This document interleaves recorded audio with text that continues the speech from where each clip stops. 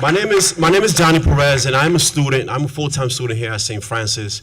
I know some of you have probably sat next to some of you, and I'm also formerly incarcerated. I spent most of my teenage years on Rikers Island, on and off Rikers Island, from the age of about 16 to about the age of 21, where I was eventually arrested and convicted for robbery, and was sent upstate to an upstate prison, to a few upstate prisons for a total of 13 years. During that time, I spent a total of 3 years in solitary, and today I've been home now for about 4 years doing criminal justice advocacy, where I also find myself actually going back inside of places like Rikers Island and talking to the men and women inside of there and trying to really, search and explore different solutions in order to kind of help them get their lives back in order and to, at the very least, create a more a humane environment that is rounded in compassion and is rounded in the dignity of those people who are, detained there. A few things you should know about Rikers. Has anyone ever visited Rikers? Raise your hand. Okay, great. About 20–30% of the audience. Although you might think that Rikers is unique, and Rikers is unique in a lot of different ways, Rikers is also similar to a lot of different prisons across the country. And one of the reasons that they had to actually rename this film an American jail is because Rikers Island, this film, shows like a glimpse of the larger criminal justice system that has insidiously incarcerated a large portion of our society. Anyone in the criminal justice class would know that we have about 2.1 million people who are currently incarcerated. You would also know there's about 70 million people who have a criminal record on file. That means that 9 times out of 10, you probably know someone who has been involved with the law in some capacity. Speaking specifically about Rikers Island, you should know that 89% of the people on Rikers Island have not been convicted of a crime at all. They are awaiting their day of trial. Let me say that again.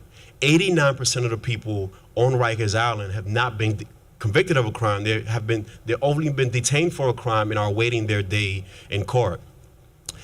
85% of the people on Rikers Island are also people of color, and that's very important because when we look at mass incarceration, we cannot separate, race and class from the conversation.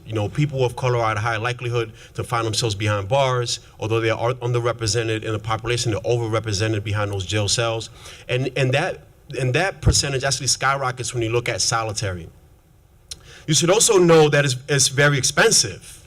It costs $209,500 to be exact per person per year to hold them on Rikers Island.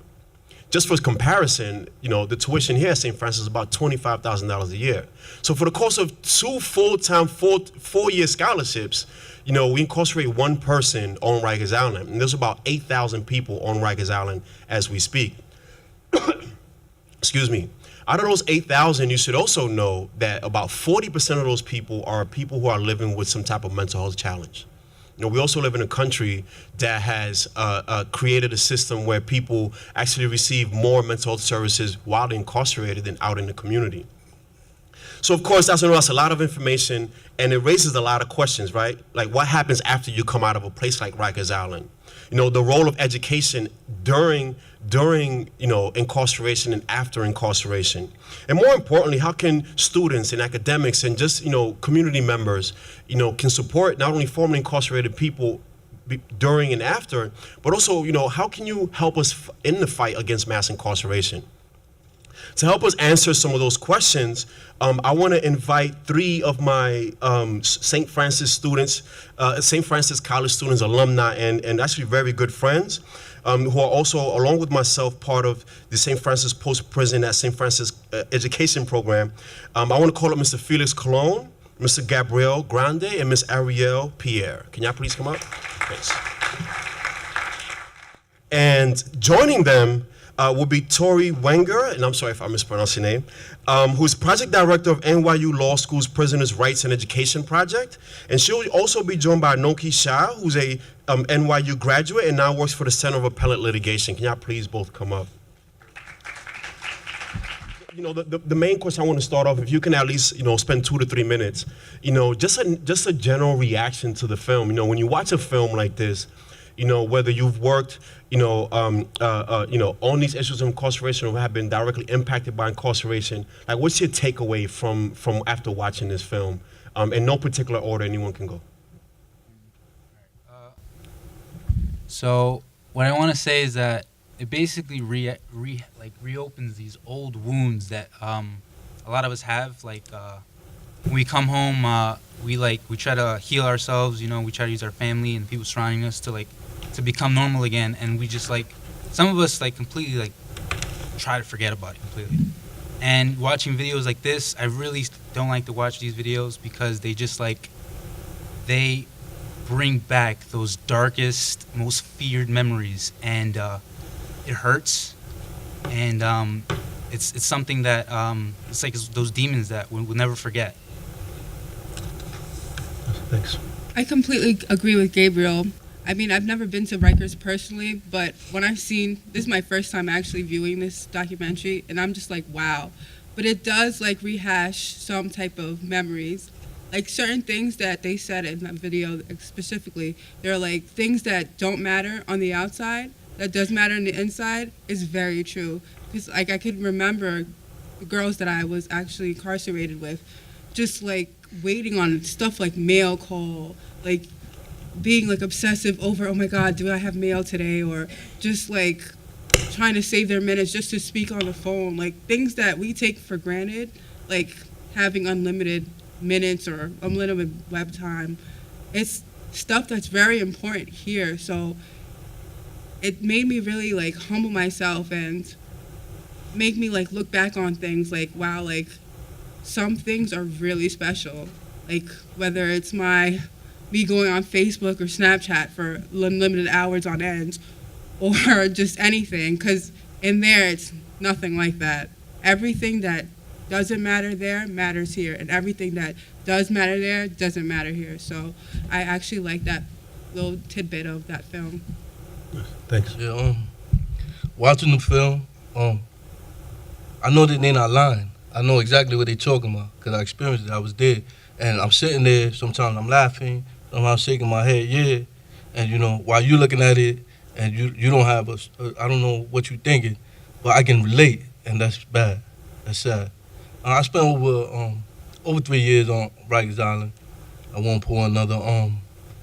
Last time I was there, it was different because I was what you call a century monitoring case, which meant I had a high-profile case, which also meant that I couldn't move from one cell to a next cell without contacting Albany.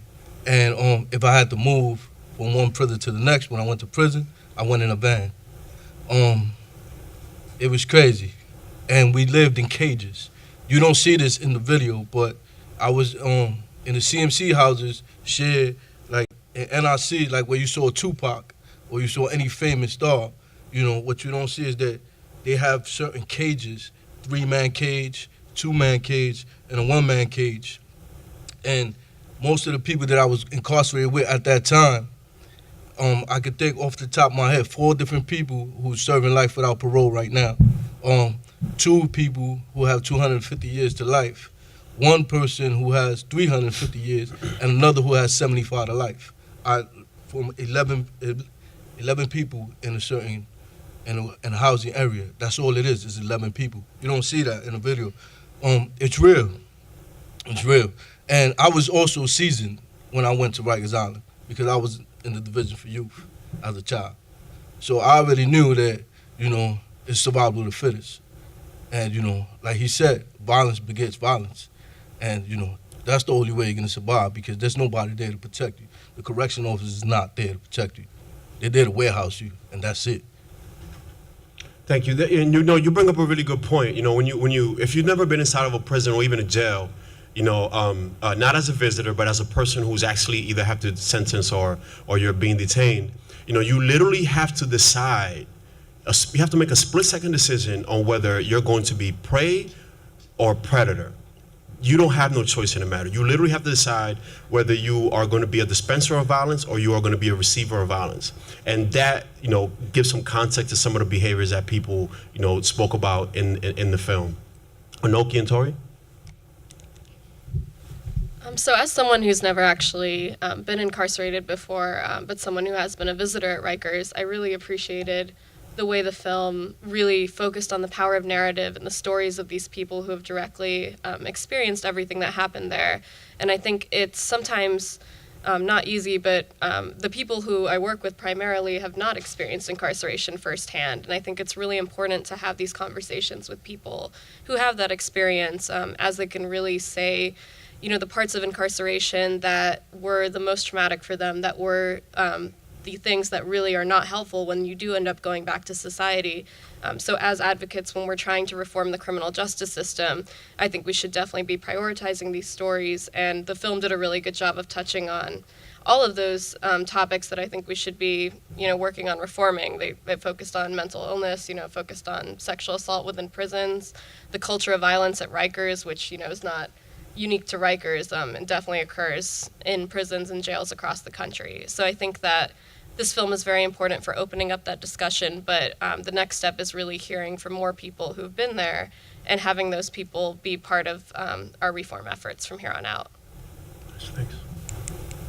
I think I would echo a few of the things that have been said, and I think one thing that's very poignant about this film as a law student is knowing that, for me, I went to law school because I wanted to be able to use law for change. I wanted to be able to defend those who might be wrongly or perhaps accused of something that they did do, but in no world should be subjected to this. I think the most troubling, disturbing, and I hope eye-opening element of the film for me, and I hope for others who watch from a similar perspective of mine, having never been incarcerated personally, is that when we are detaining people who haven't even been sentenced, but even say they were, we're taught the law, we understand in society that, oh, you're sentenced to 5 years or you're sentenced to X, Y, or Z.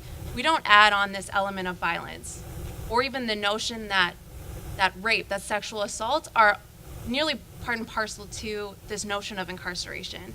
So how do we as a society reconcile the fact that within popular culture you understand that, yeah, violence is part of jail, violence is part of incarceration.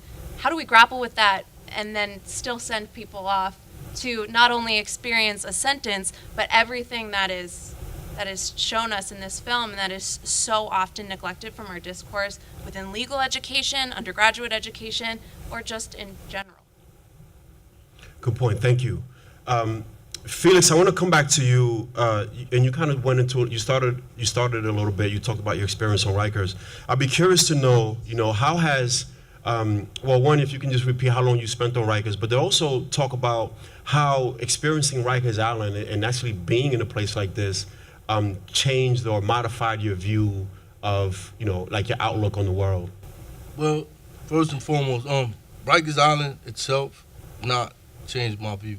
The whole system changed my view. Okay. Going from Rikers Island, being in jail, to going to prison. Because my experience didn't stop. That was only the beginning. Rikers Island was only the beginning of my experience. But what I learned the most was that everybody, every single person, whether he's a correction officer, a doctor, a nurse, a teacher, a professor, or a prisoner, everybody that enters the system is affected. They do not leave that system the same.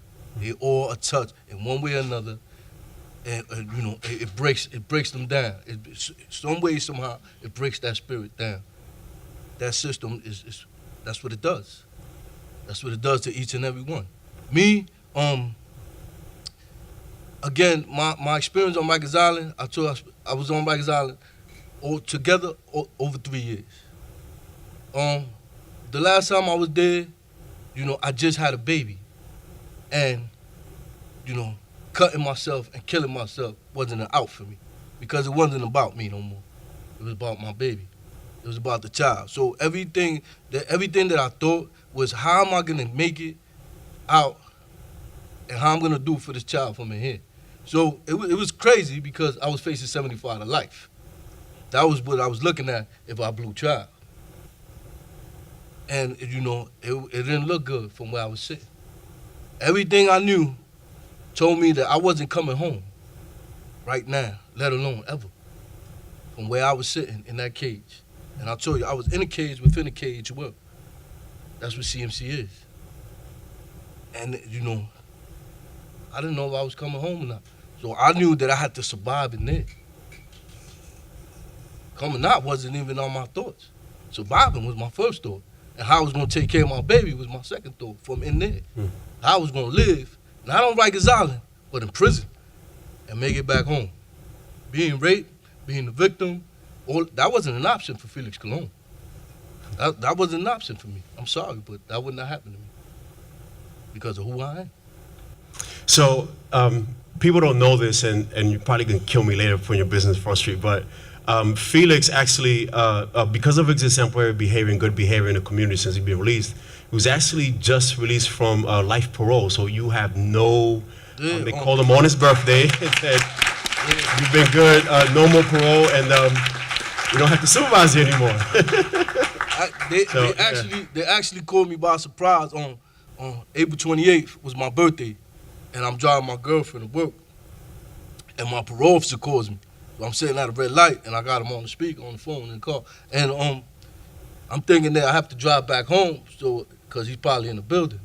They actually called to tell me that I've been discharged from parole. Nice. And I was shocked because first of all, I wasn't even supposed to be home. Second of all, I just got off parole. Nice. Amazing. Nice, I'm thank free you. now. I'm literally free now. My next question is for Ariel. Ariel, as a woman who has experienced incarceration, and also seeing some of the women in the film, what do you, if you can share with the audience, what do you think is some of the things that needs to happen in order to better prepare, I want to say people, but specifically women, to come back into society? If you can talk a little bit about that. I don't know necessarily about the film in general, but there's so many things that could be just advocated for women in general when it comes to women in prison. I feel like when it comes to being a female in prison, it's especially hard because I feel like they really cater and gear towards men. Like stuff like getting sanitary pads is difficult in prison. Stuff like, I've witnessed women who are pregnant and had to be like basically shackled while they're giving birth, which is ridiculous to me. So it's just a lot of things that I've seen personally, not necessarily that was touched on the film. As in sexual assault and violence, it happens. They're not really open about it. I was in a different state, but I'm sure in Rikers it's very tough. But what I've seen, it's just very, very difficult, very hard. As a woman, it's also difficult because, I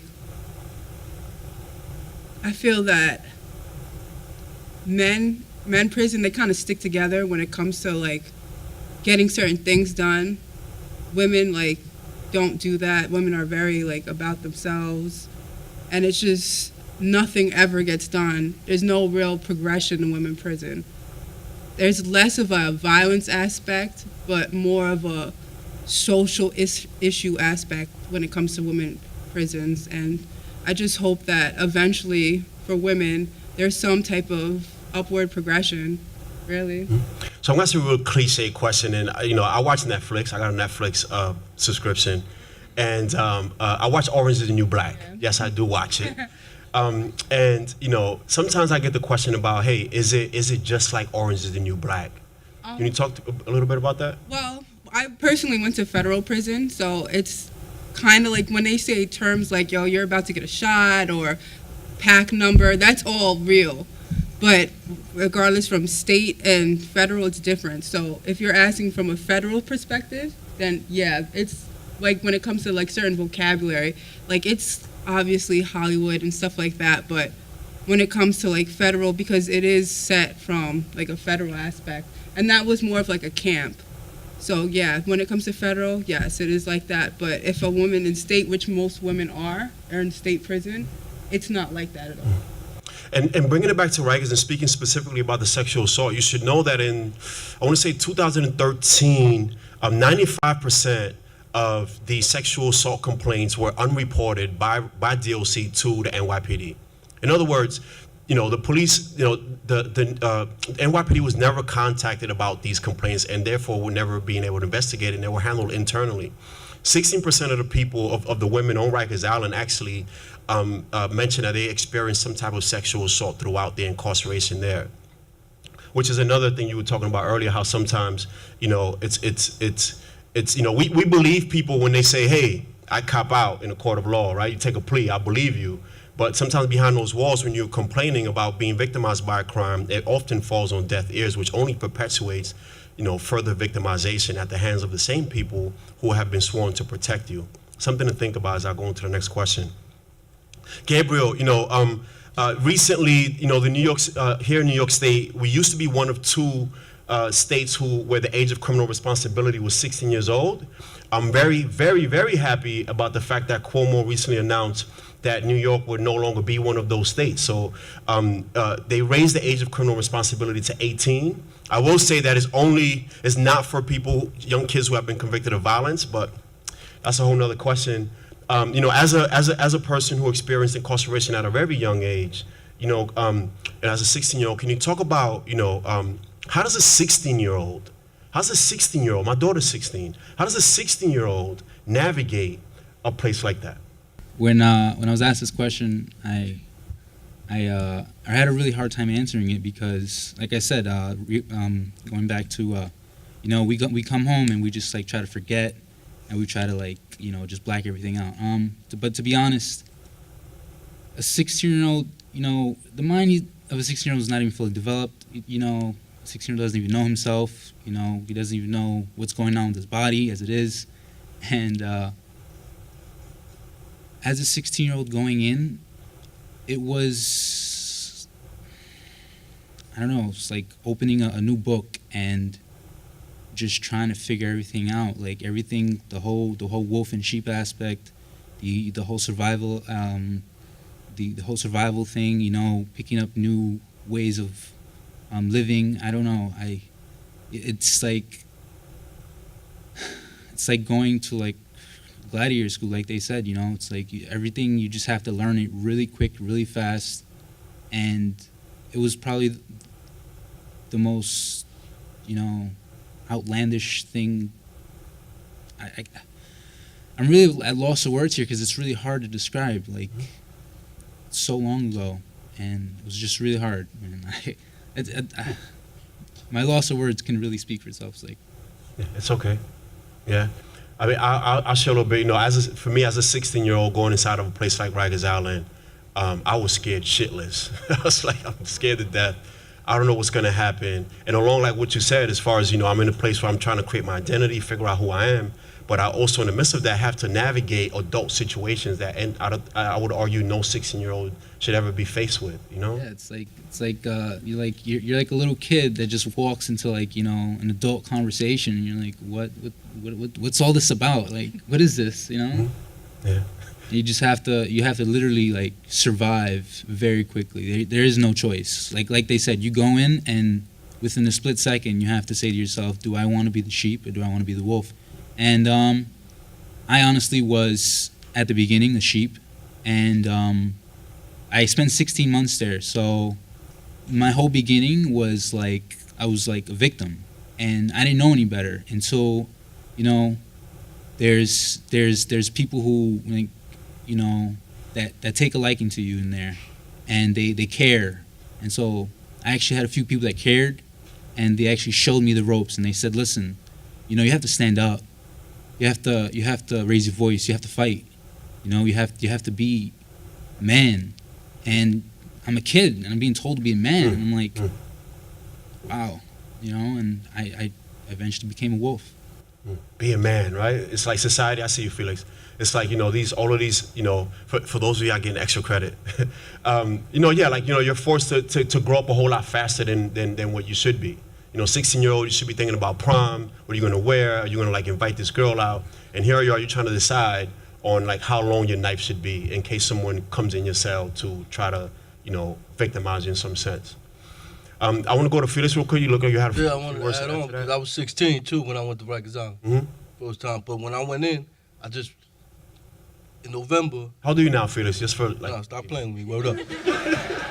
Yo, Felix is 25. Well, I flip boy. I love you, bro.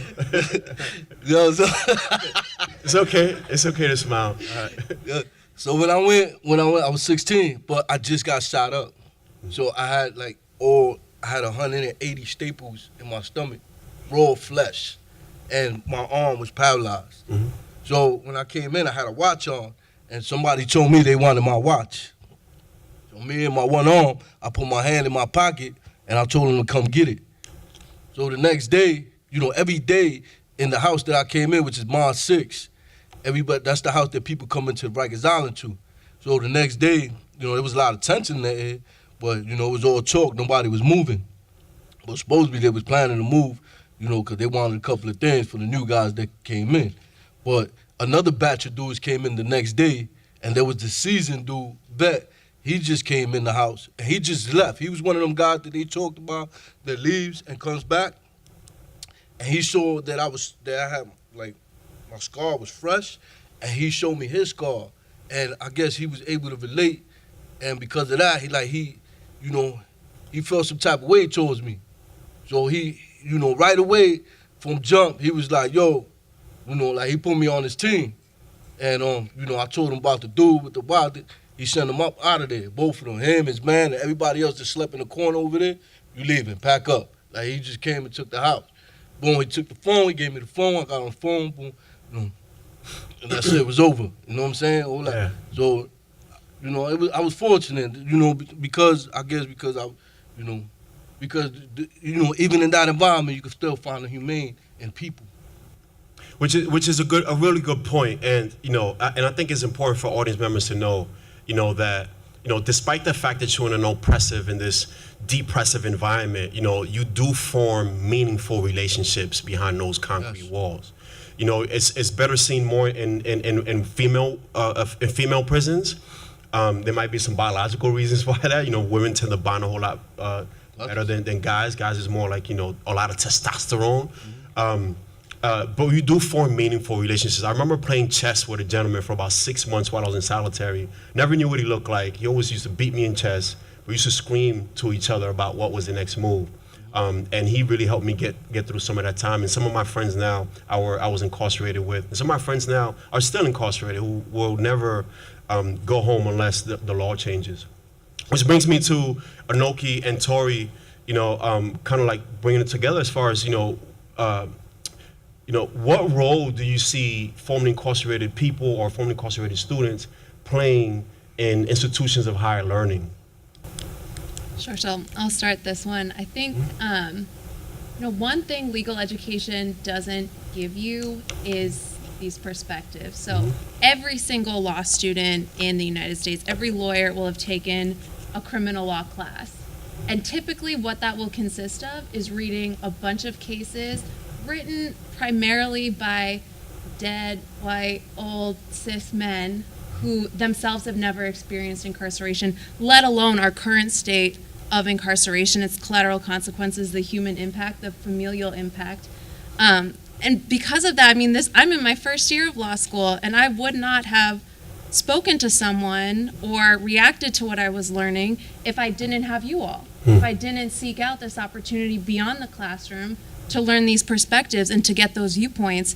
And there's a million barriers in front of formerly incarcerated folks who are trying to get a college education, but those are amplified even more within the legal realm because of bar passage, because of a lot of misconceptions about whether or not you can go into law with a background like that. So there are voices in the classroom that just are not represented. And that's reality that's not represented. And that is everything that happens after that sentence that's not represented. So those of us who are able to go on and be judges are missing 99% of this narrative, of this reality. Those of us who are hoping to be able to defend those who have been incarcerated or are facing sentences that are absurd, we're not equipped with reality. Empathy just can't do it. Like, I can never, from my lived experience, have the expertise that anyone else up here, other than Noki, has about that experience, and then even more so for those of my peers who will end up being prosecutors. It perhaps is much easier to make a plea deal that's too hard to say no to, or to pursue a sentence that has all of these other ramifications when you just don't know those stories. When you haven't seen the film, but more so when you haven't looked in the eyes of someone who lived that, or taken that multiple hours it takes to get to Rikers Island if you're going by public transportation, which I've tried to a few times this semester. There's so many barriers, and it's not part of our legal education. It's so rarely, except for because of opportunities and programs like this, part of undergraduate education or any element of higher learning, and that's just not reality. It's morally corrupt, but also it's just not reality, and we as a society have to grapple with what that means and how that will manifest through decision making, law making, and having to wait 10 years for Rikers to close. Thank you. Yeah, and I can definitely echo everything that Tori just said. Just by way of introduction, Tori and I are both part of a program that began about 3 years ago when I was a law student at NYU. Professor Horowitz reached out to me and said that she had students who were formerly incarcerated who were working towards their college degrees. It initially was conceived as a tutoring kind of opportunity, but we soon realized that all of these students up here are incredibly intelligent and, were doing really well in school. The issues that they were facing were more related to reentry and rehabilitation itself. Just the challenges, as Felix experienced, being out of prison after 17 years and not being able to type, or, people who come out and see this new world of social media that we have, which I still don't know how Johnny navigates so expertly in his day-to-day life. And, we had a student who's not up here with us, but she was unable to live with her husband because parole wouldn't allow her to live with him because he had a prior criminal conviction. So things like that, we were realizing as law students, we had no way of conceiving, first of all, just what it's like to be incarcerated, what it's like to actually experience the laws that are in place, but also what it's like to come home after that and try to navigate a world that you're so out of touch with after being forced to be away from for so long. And, we know that the educational opportunities in prison, there are some, and some are starting to be, better, but it's still a way where people are kind of just taken away from society for so long that it's such an uphill battle when they come back. So we kind of hoped as law students we could, help fill those gaps a little bit, help, navigate a system. But more than that, we have actually been the real beneficiaries of this program because we are going into fields of public defense. I'm now in my first year of appellate defense working as a lawyer, and I can say the most valuable experience in law school was meeting all of these people up here and, learning from them and being able to take that experience forward with me as I work with clients, as I meet other people who are impacted by the system, and as I hope, to go eventually into reform work and hopefully, change some of these laws that we saw and change the conditions that people are facing while they're incarcerated. So. Nice. Thanks.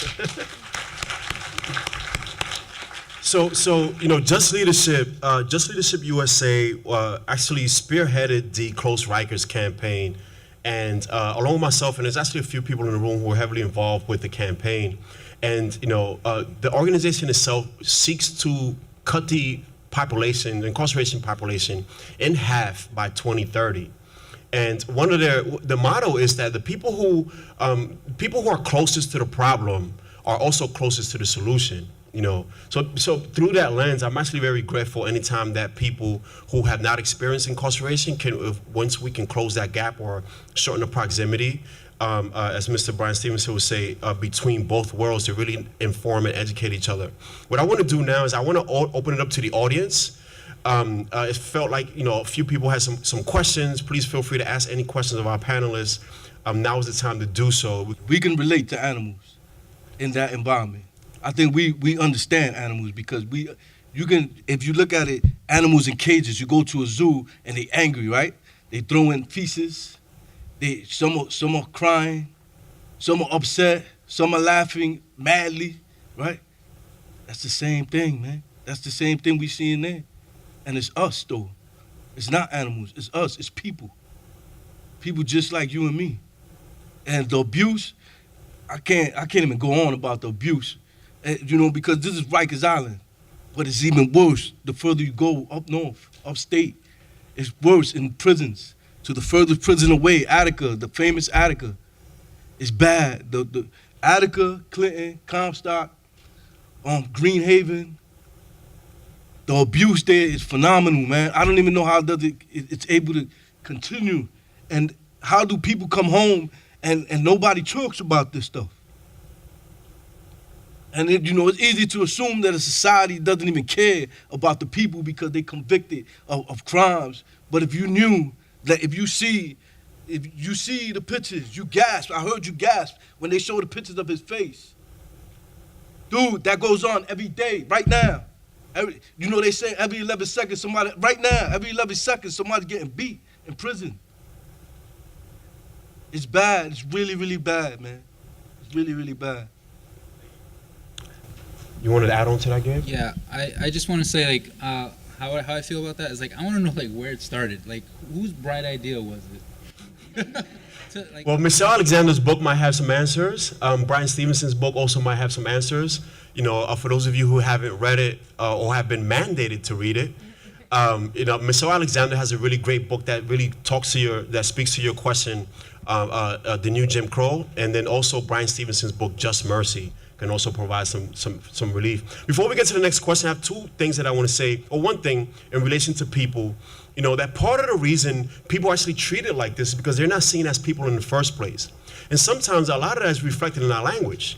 So for example, society has an act for referring to people that have criminal justice involvement as an inmate, ex-con, jailbird. We have all these nice, salacious names for it. But here's the thing.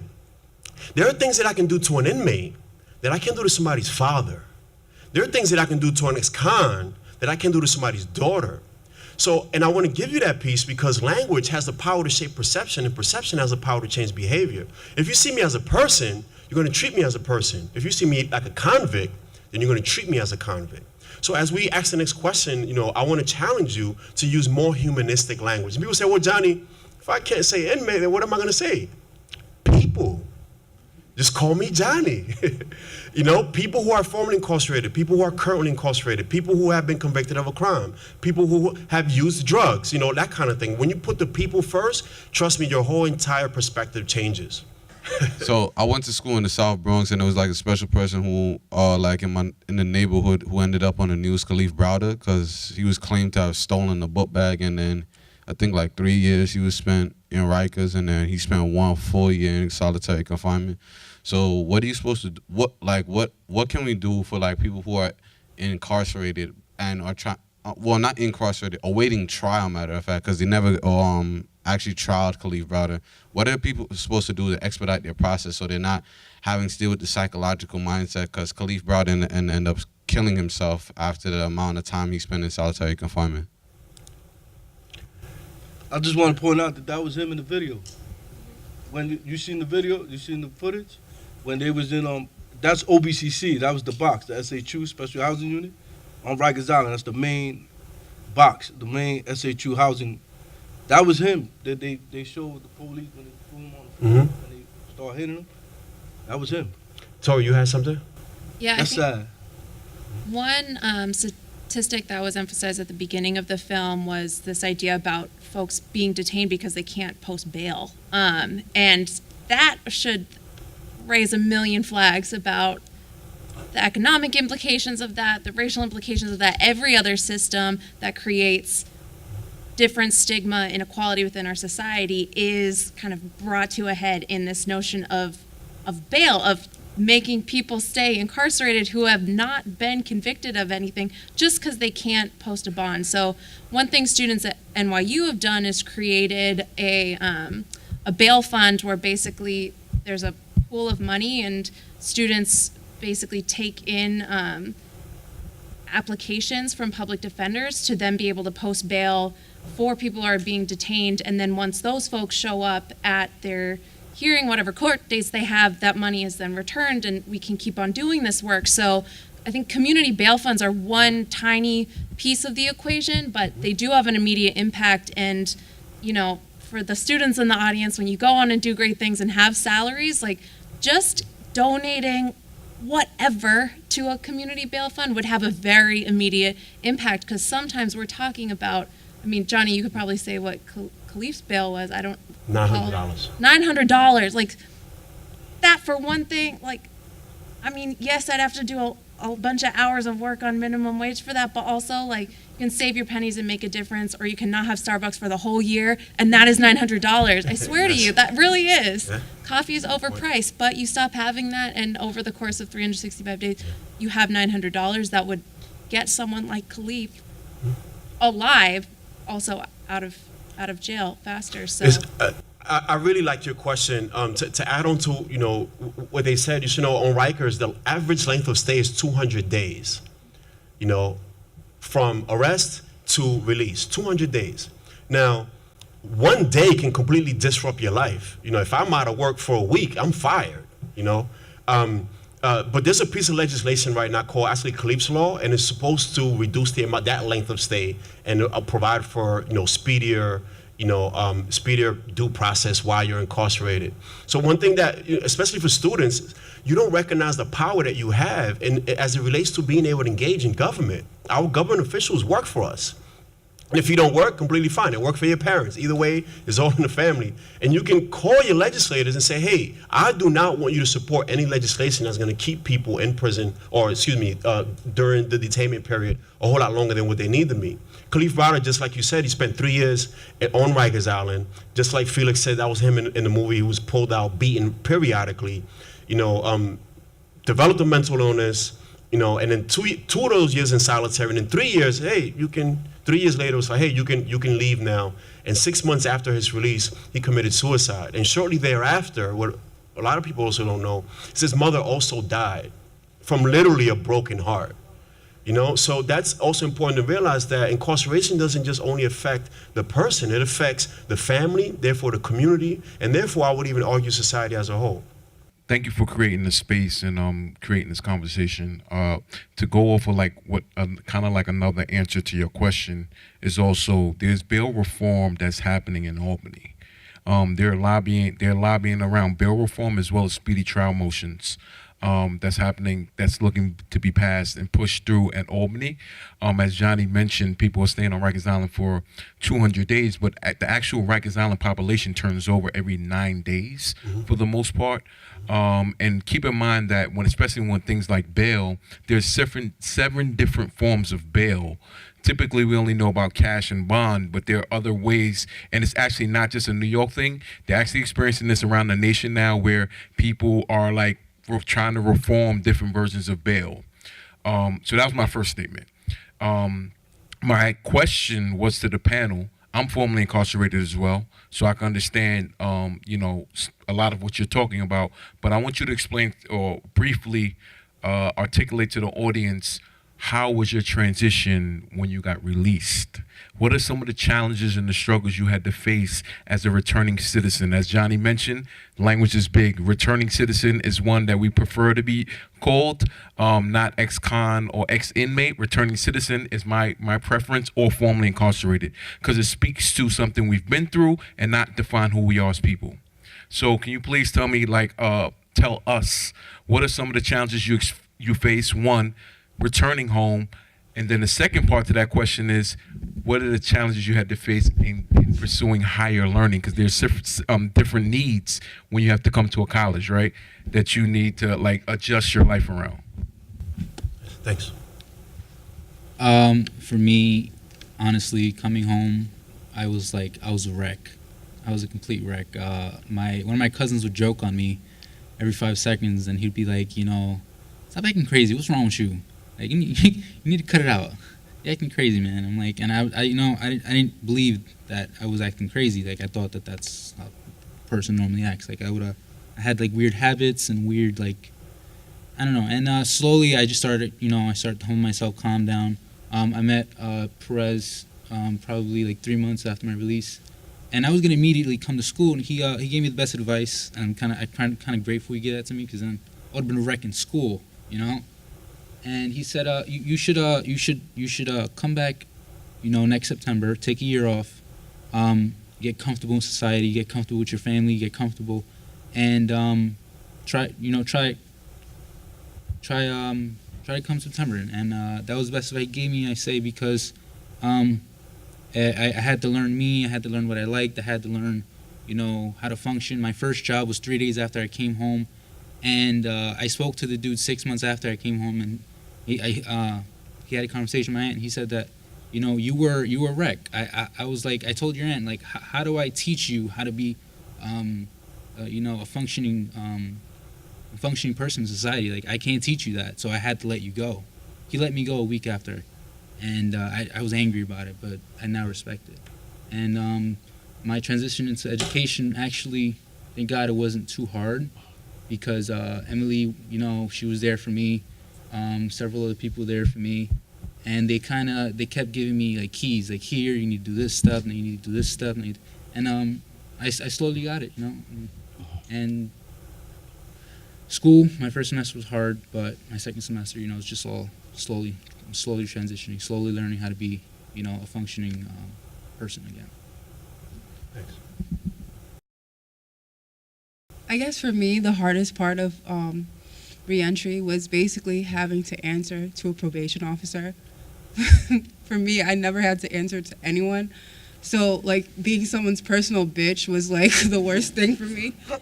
So, that's basically what was the worst thing for me. It's still hard for me. I'm still going through things with my probation officer. But as in school, like, honestly, it was pretty much inspiring. Like, I loved it. Like, I have been in college before, but I wasn't taking it as seriously as I am now. So when I came back to school probably like 2 months, because I got released in like June.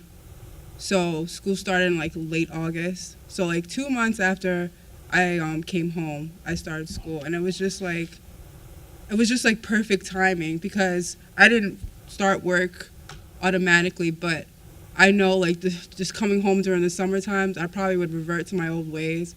So it just was like that barrier from me doing stupid things or hanging out with my friends, like being stupid. So basically that was pretty much, it was a good transition. It's still hard, and I still like have to do some adjustments, like prioritize my life better and doing different things. But transitioning wasn't too terrible for me. Before I left, I did see the flip phone. I know that much. But I remember one day getting on a bus, and I had the whatchamacallit, the Metro card, and I didn't know what to do with it. I didn't know where to put it, to swipe it, where to go. I tried to walk on the bus. I showed it to him and kept walking. I didn't know what to do with it. So, you know, and then the phone, the internet, you know, it was all a challenge. The biggest challenge was accepting that my daughter wasn't a child no more, and I couldn't come out here and just try to control her life without being in her life after all these years. That was the biggest challenge. And she definitely put me in my place. And I'm glad that we had that conversation when we did, because, you know, then I met my daughter. And I understood where I needed and how I needed to communicate with her and where we needed to be, you know, in order to be, you know, the best family we can be. And it's worked out ever since. I love St. Francis College. Professor Harwich, Professor Phillips, my man right here, the historians, they so good to us. And, you know, they push us, And I understood coming out of a prison where we had a college program where, you know, 90% of the students in there, I believe, were way smarter than me and more articulate than me, and really great writers and scholars that I had to represent for them, because they might make parole and they might need an opportunity. And I couldn't come out here and mess this opportunity up for them. So I personalized St. Francis College, this program, this opportunity given me. I make sure that I'm here. I prioritize school. Nothing comes before school. Yeah, I might work 101 hours a week. I might work 80 hours a week. I might work 40 hours a week. I might work 60 hours in one job and 42 in another job. But I'm here every class. Thanks. So, we only have a few minutes left. Can't take any more questions, but don't worry, I see your hand. They're sticking around, but wait, don't go yet. First, I want to give a round of applause, because it's not easy. Let me say something. It's not easy being able to talk about that experience in a space, because sometimes, you know, like the looks change. I'm like, oh wow, you know, and so I want to thank y'all for having the courage to not only share, the wisdom of your past experiences, with us, but also, for being so vulnerable in this space. I want to give y'all a round of applause. I do a lot of work on criminal justice, and I just wanted to widen the screen a little bit, talk about what's beyond Rikers. There's a giant world of incarceration in this country, and also bring us, people in this room, into thinking a little more closely about it and what our role is to think about it. Much of the world of incarceration, of course, as Bill Moyers pointed out, is out of sight and out of mind. I sometimes think about the Women's House of Detention. It was before I ever lived in New York, in Greenwich Village, which was close enough to the sidewalk that you could hear voices and people would have conversations back and forth, and how important that was to keep some sense of community for those who were inside. I, like all of the people I'm sure in this room, see lots of crime reports in the newspapers, and when I see them, what I'm thinking is not so much this is terrible or here's another egregious murder.